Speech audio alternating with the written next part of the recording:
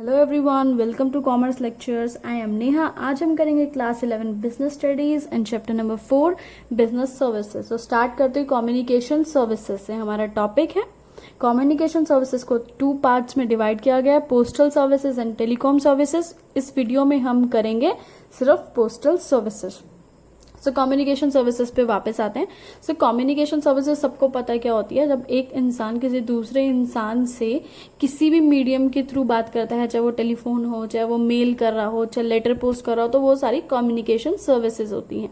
इनकी वजह से क्या होता है, हम we can establish link with outside world, यानी एक बिजनेस बाहर के वर्ल्ड से, यानी बिजनेस से बाहर के जो लोग हैं उनसे लिंक बना सकता है, उनसे इजिली कम्युनिकेट कर सकता है, चाहे उनके सप्लायर्स हो, चाहे कस्टमर्स हो, कॉम्पिटिटर्स हो, इजिली बात हम कर सकते हैं। कम्युनिकेशन सर्विसेज को बहुत ज़रा फास्ट होना चाहिए, एक्यूरेट मतलब बिल्कुल करेक्ट इन्फॉर्मेशन देनी है, इफेक्टिव होनी चाहिए। यानी हम कुछ बोल रहे हैं तो सामने वाले के दिमाग में वो चीज़ बैठनी चाहिए, असर पड़ना चाहिए उस चीज़ का, है ना। It overcome the distance between the people, business and institutes. अभी एक ही बिजनेस से दूसरे बिजनेस का डिस्टेंस कितना है, या आपके कस्टमर और मैन्युफैक्चरर में डिस्टेंस कितना है, वो उस डिस्टेंस को कम कौन करता है, कम्युनिकेशन सर्विसेज। कम्युनिकेशन सर्विसेज है भाई, टीवी है, तभी तो हम एडवर्टीजमेंट पे, न्यूज़पेपर में हम सब पढ़ पाते हैं कि कौन कौन से नए प्रोडक्ट्स मार्केट में आ रहे हैं। और ये कम्युनिकेशन सर्विसेज हमें हेल्प करते हैं हमारी बिजनेस एक्टिविटीज को आराम से चलाने में। अभी कोई ऑर्डर लेना है, कोई ऑर्डर प्लेस करना है, फटाफट से 1 मिनट में फोन करो, हाँ भाई इतना माल भेज दो, यहाँ पे भेज दो, या फिर ये जो है रॉ मटेरियल जो है ले जाओ यहाँ से, हमारे पास अवेलेबल है। 1 मिनट में सारा काम स्मूथली हो जाता है ना। सो आगे कंटिन्यू करते हैं अपना पोस्टल सर्विसेज से। सो पोस्टल सर्विसेज क्या होती है सबको पता है, पोस्ट ऑफिस के बारे में सबको नॉलेज है। सो गवर्नमेंट जो है नेशनल लेवल पे भी और इंटरनेशनल लेवल पे भी पोस्टल सर्विसेज प्रोवाइड करती है। नेशनल मतलब अपनी कंट्री में हम कहीं पे भी लेटर पोस्ट कर सकते हैं। इंटरनेशनल लेवल यानी कंट्री से बाहर भी अगर कोई लेटर या पार्सल भेजना है तो इजिली हम भेज सकते हैं। अभी हम देखते हैं फीचर्स पोस्टल सर्विसेज की। कंट्रोल बाय गवर्नमेंट, गवर्नमेंट का पूरा कंट्रोल है इस पे, है ना। Postal departments provide services at national as well as international level. अभी पढ़ा हमने, अगर कंट्री में अपना कुछ भिजवाना है या कंट्री से बाहर कुछ भिजवाना है, तो लेटर और पार्सल इजिली भिजवा सकते हैं। Now a days they also provide various financial services. Post office आजकल सिर्फ लेटर ही नहीं भेजते हैं, इसके अलावा और भी बहुत सारी फाइनेंशियल सर्विसेज प्रोवाइड कराते हैं। इन फाइनेंशियल सर्विसेज को अभी इसी वीडियो में आगे एक्सप्लेन करूंगी। They have also started speed post services. Speed post services भी अब जो है गवर्नमेंट ने चला दी है। इसमें क्या होता है, बहुत स्पीडली यानी बहुत जल्दी जो है आपका कोई भी पार्सल या कोई लेटर है, फटाफट जहां आपको पहुंचाना है वहां 1 दिन के अंदर अंदर पहुंच जाता है। Provide services of telegraphic communication. Telegraphic communication की भी सर्विसेज प्रोवाइड करते हैं, जैसे टेलीग्राम के थ्रू किसी को कोई मैसेज वगैरह देना है तो हाईली रिलायबल, यानी इस पे बहुत हम आसानी से ट्रस्ट कर सकते हैं। जो कोई भी कॉन्फिडेंशियल चीज हो, हमें किसी को लेटर ऐसा कुछ भेजना है तो ऐसी कोई दिक्कत वाली बात नहीं है कि बीच में वो गुम हो जाएगा या फिर उसको कोई रीड कर लेगा, ऐसा कुछ भी नहीं है। आराम से आप पूरा ट्रस्ट करके, गवर्नमेंट का होता है, आप इजिली कोई भी चीज अपने पास से दूसरों के पास भेज सकते हैं। आगे पढ़ते हैं ड्रॉबैक्स के बारे में, इसके डिसएडवांटेजेस के बारे में। स्लो इन स्पीड, अभी आपको पता है कैसे होते हैं, स्लो इनकी बहुत स्पीड होती है। आज लेटर दिया, ठीक है, ये तो है नहीं कि एकदम से तुरंत पहुंच जाएगा आपका 2-3 घंटे में। अब अपने मैसेज क्या होता है, आजकल व्हाट्सएप पे हमने यहाँ मैसेज सेंड किया और सामने वाले को 1 सेकंड के अंदर अंदर पहुंच गया और उसने रीड भी कर लिया। आजकल तो इतनी सहूलियत हो गई है, तो उसके कंपैरिजन में अगर देखा जाए तो इनकी स्पीड बहुत स्लो है। ब्यूरोक्रेटिक इन नेचर में ब्यूरोक्रेटिक है। कैसे, अगर आप पोस्ट ऑफिस जाते हैं एकदम से यही नहीं होता था, तो जाते ही आपका काम बन जाता है। आपसे पता नहीं क्या, कभी फॉर्म भरवाएंगे, कभी कुछ करेंगे, कभी बोलेंगे इस टेबल पे जाओ, कभी बोलेंगे उस टेबल पे जाओ। ऐसे जो है ब्यूरोक्रेटिक है ये इसका नेचर। मतलब ये बोल सकते हैं हम, काम एकदम से तेजी से नहीं बनता है, क्योंकि गवर्नमेंट के काम तो ऐसे ही लटक पटक के ही होते हैं। सो पोस्ट ऑफिस में कौन सी सर्विसेज प्रोवाइड की जाती है, सबसे पहली आपकी मेल सर्विसेज, जिसके बारे में अभी हम पढ़ने वाले हैं। मेल सर्विसेज में क्या क्या आता है, it provide facilities of delivering parcels, letters and post cards. In services में क्या होता है, पोस्ट ऑफिस क्या हेल्प करते हैं, अगर हमारा कोई भी पार्सल है, चाहे कोई लेटर है, चाहे पोस्ट कार्ड है, हमें किसी को सेंड करना है, हम इसके थ्रू भिजवा सकते हैं। तो फर्स्ट पॉइंट पढ़ते हैं आपका यूपीसी अंडर पोस्टल सर्टिफिकेट। इस केस में क्या होता है, ये क्या चीज है, in this sender deliver the parcel और लेटर विद ऑर्डिनरी पोस्ट। आप क्या करोगे, आप जैसे कि आप एक सेंडर हो, यानी अगर आपको कोई लेटर या कोई भी पार्सल किसी दूसरे इंसान को भिजवाना है तो ऑर्डिनरी पोस्ट नॉर्मल तरीके से आप भिजवा दोगे। एक स्पेसिफाइड काउंटर पे जाओगे, अलग से होते हैं इनके काउंटर, ठीक है, और आप एक्स्ट्रा नॉमिनल कॉस्ट यानी थोड़ा सा अलग एक एक्स्ट्रा जो मतलब पोस्ट आपको करने का लेटर पैसा होता है वो तो दोगे ही दोगे, उसके अलावा एक छोटी सी और एक्स्ट्रा अमाउंट दोगे।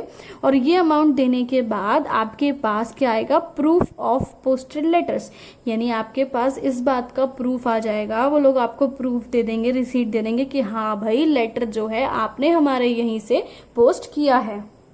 आगे बढ़ते हैं, अपना सेकंड पॉइंट है रजिस्टर्ड पोस्ट। इसमें क्या है, ये भी एक पोस्टल फैसिलिटी है, इसमें भी हम अपना लेटर वगैरह पोस्ट कर सकते हैं। Which ensures that mail is delivered to the address और it comes back to the sender. But इसमें एक छोटा सा एक कंडीशन होता है, क्या होता है कि या तो जो आपने एड्रेस लिखा है उस पर डिलीवर हो जाएगा, आपने जो भी मेल भेजा है या जो भी लेटर या जो भी भेजा है, या फिर सेंडर के पास, यानी जैसे कि अगर आपने भेजा बाय चांस उस एड्रेस पे डिलीवर नहीं हुआ तो वापस घूम के वो आप ही के पास आ जाएगा। ठीक है, इसमें सिर्फ एक ये डिफरेंट चीज होती है। और जो रजिस्टर्ड मेल होते हैं उनके ऊपर अलग से क्या लिखा होता है, रजिस्टर्ड पोस्ट लिखा होता है उन लेटर्स के ऊपर। ठीक है, क्यों लिखा होता है, ताकि वो ऑर्डिनरी मेल से, ऑर्डिनरी पोस्ट से डिफरेंशिएट यानी अलग से दिखे और अलग से पता लग जाए कि हाँ भाई ये रजिस्टर्ड पोस्ट है, और अगर ये लेटर डिलीवर नहीं होता है तो वापिस ये सेंडर को ही हमें देना है। थर्ड पॉइंट पढ़ते हैं अपना पार्सल पोस्ट। ये पॉइंट क्या कह रहा है, one can send parcels through post. ठीक है, आप पार्सल से भिजवा सकते हो, आपका कोई पार्सल है, किसी को ड्रेस भिजवाना है, कुछ भी भिजवाना है। अक्रॉस कंट्री, यानी अगर आपको अपनी कंट्री में ही किसी को दूसरी स्टेट में किसी इंसान को, कुछ रिलेटिव को कुछ भिजवाना है तो भिजवा सकते हैं, या आउटसाइड द कंट्री, या अगर कोई कंट्री से बाहर रहता है, कोई दूसरी कंट्री में रहता है, उसको भी आप कोई पार्सल भिजवा सकते हैं। और पोस्टल चार्जेस किस पर डिपेंड होते हैं, upon the weight of parcel, यानी जितना ज्यादा वेट होगा उतना ज्यादा आपको एक्स्ट्रा पैसा उस पार्सल को भिजवाने का देना पड़ेगा। नेक्स्ट पॉइंट पढ़ते हैं आपका स्पीड पोस्ट, नाम से ही पता लग रहा है। सो इस सर्विस में क्या होता है, जितने भी आपके लेटर्स, मेल्स या डॉक्यूमेंट्स आप भिजवाते हैं वो कैसे जाते हैं, एज फास्ट एज पॉसिबल, यानी जितनी जल्दी हो सके उतनी जल्दी उनको जो है सेंड कर दिया जाता है। ये टाइम बाउंड डिलीवरी होती है, यानी इनमें टाइम दिया होता है, जैसे कि 24 घंटे का समय दे दे कि 24 घंटे में डिलीवरी करनी ही करनी है। ठीक है, तो वो होगी ही होगी 24 घंटे में डिलीवरी। नेक्स्ट पॉइंट पढ़ते हैं। नेक्स्ट पॉइंट है आपका कोरियर सर्विसेज। अब ये सर्विसेज क्या है, इसमें एक और छोटी सी डिफरेंट बात है कि इसे कौन प्रोवाइड कराता है, प्राइवेट पोस्ट ऑफिस। क्या गवर्नमेंट पोस्ट ऑफिस की बात नहीं हो रही है, इधर हो रही है प्राइवेट पोस्ट ऑफिस की बात।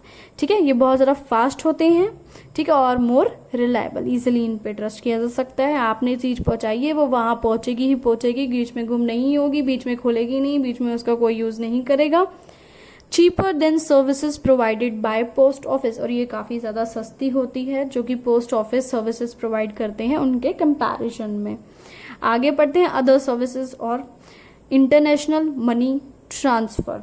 तो इसमें क्या होता है, अगर आपको कहीं इंटरनेशनल यानी अपने कंट्री से बाहर किसी दूसरी कंट्री में किसी को पैसा भिजवाना है तो आप पोस्ट ऑफिस के थ्रू भिजवा सकते हो।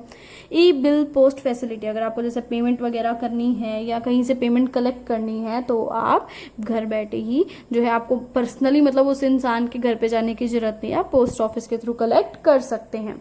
आगे बढ़ते हैं। सो मेल सर्विसेज हम पढ़ चुके हैं, अब है फाइनेंशियल सर्विसेज। क्या फाइनेंशियल सर्विसेज प्रोवाइड कराता है आपका पोस्ट ऑफिस।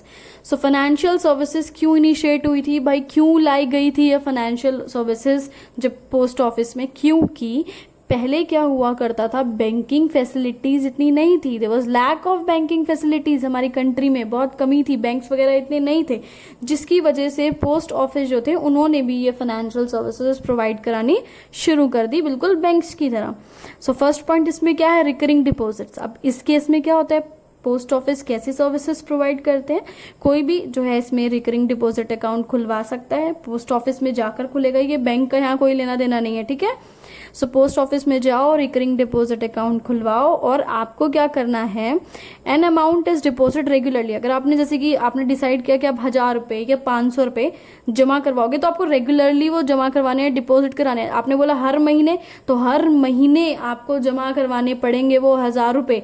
या फिर आपने इस टाइप का अकाउंट खुलवाया है, कॉन्ट्रैक्ट साइन किया है कि मैं हर हफ्ते 500 रुपए जमा करवाऊंगा, तो आपको हर हफ्ते ही वो पैसे देने पड़ेंगे।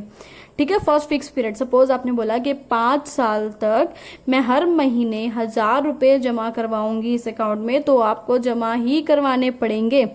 Amount along with interest is repaid on maturity, और जब आपने जैसे कि 5 साल का लिया, ठीक है पूरा। तो 5 साल बाद जब वो मैच्योर हो जाएगा आपका जो भी ये अकाउंट है, इसके बाद आपको जितना आपने पैसा भरा है वो अमाउंट और साथ में उस पर जितना भी इंटरेस्ट यानी ब्याज लगता है वो सारा पैसा आपको मिल जाएगा।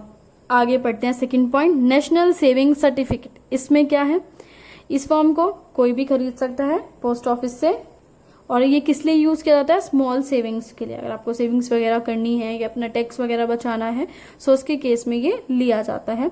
Amount along with interest is repaid after 5 years. अब जैसे कि आप हर महीने कुछ अमाउंट जो है जमा करवा रहे हो तो वो ठीक 5 सालों बाद वो अमाउंट भी मिल जाएगा और साथ में उसका इंटरेस्ट भी आपको मिल जाएगा। ठीक है, ये 5 साल तक के लिए होता है। लेकिन अभी क्या हुआ है, एक और नया NSC आया है जो कि जिसकी मेच्योरिटी 5 साल नहीं है 10 साल है। तो 2 टाइप के हो गए आपके यहाँ पे NSC, एक 5 साल वाला और एक 10 साल वाला जो कि बाद में आया है। और इस पे इंटरेस्ट ज्यादा मिलता है काफी, किसके कंपैरिजन में, जो कि आपको फिक्स डिपॉजिट पर इंटरेस्ट मिलता है। नेक्स्ट पॉइंट पढ़ते हैं, थर्ड अपना किसान विकास पत्र। अब ये क्या है, अब नाम में लिखा है किसान तो आप सोच रहे होंगे भाई सिर्फ इसे किसान यानी फार्मर्स जो हैं वही पैसा इसमें इन्वेस्ट कर सकते हैं, लेकिन ऐसा नहीं है, कोई भी इसमें पैसा इन्वेस्ट कर सकता है। ये एक सेविंग स्कीम्स है और सबके लिए ही है, कोई भी पैसा इन्वेस्ट कर सकता है। इन विच इन्वेस्टमेंट मनी इज डबल्ड, 10 साल 4 महीने में ये पैसा डबल हो जाता है। पहले कुछ 8 साल समथिंग थी, लेकिन अभी थोड़ी ज्यादा हो गई है, ये 10 साल 4 महीने हो गई है, इसमें ये पैसा इसमें डबल हो जाता है। हेयर किसान वर्ड मीन्स दैट, इधर किसान वर्ड का मतलब क्या है, ये नहीं है कि सिर्फ किसान यानी फार्मर्स ही इसमें पैसा इन्वेस्ट कर सकते हैं। इसका मतलब है कि जो भी रेवेन्यू जनरेट होगा इस स्कीम से, जितना भी पैसा आएगा उसको कहाँ यूज किया जाएगा, वेलफेयर स्कीम्स ऑफ किसान, यानी किसान के लिए, फार्मर्स के लिए इस पैसे का यूज किया जाएगा, उनके वेलफेयर के लिए यूज किया जाएगा।